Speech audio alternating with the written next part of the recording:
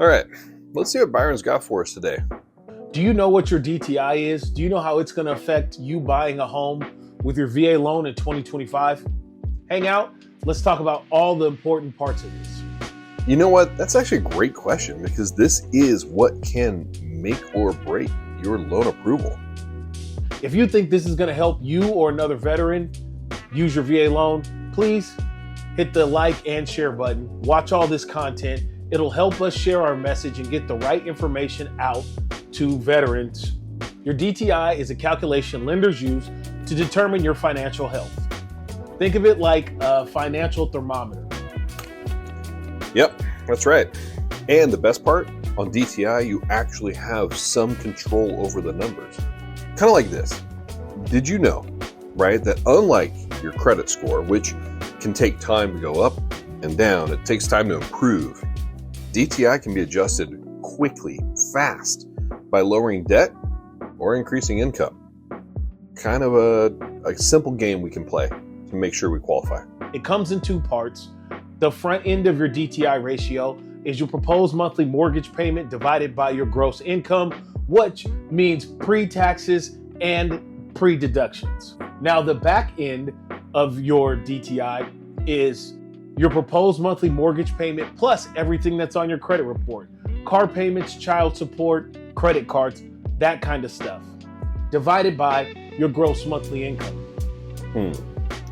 Okay, so gross income means before taxes.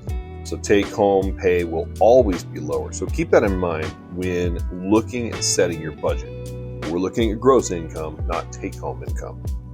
Some types of loans have limits on your back-end DTI. So you can only have a 49%, or some lenders have overlays that'll only let you go to 55%. The VA loan does not have a DTI limit. There is no line in the sand. Boom, that's it. That's one of the most powerful things about the VA home loan.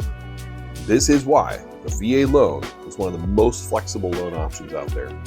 Even if you have a high back-end ratio, it's okay. You have residual income to help you use your VA loan.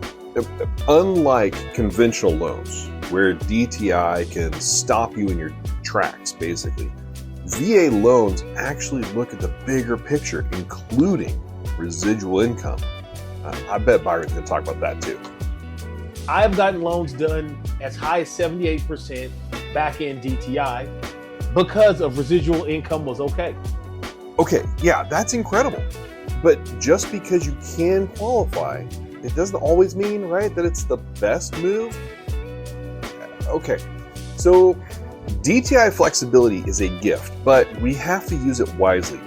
Make sure you're comfortable with your payments, not just approved for it. Residual income is a calculation that really means what you have left over after you pay your bills. Yes, that's exactly right. This is a game changer for VA loans. It's about what you can actually afford, not just what the math says you can borrow.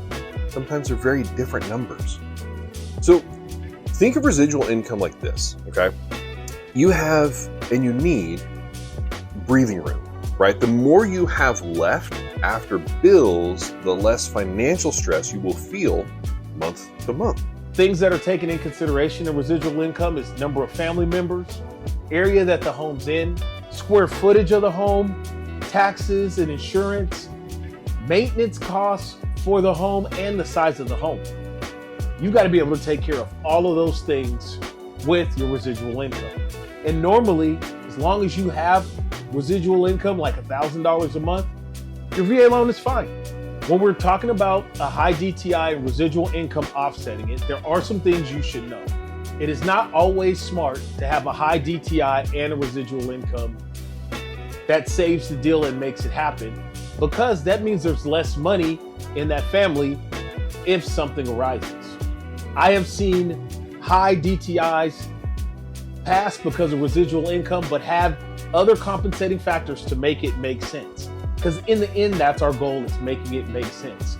Having a spouse that's not on the loan with income, having a second job that we can't use because you haven't had it for 2 years, or starting a business that is brand new and not being accounted in the income calculations.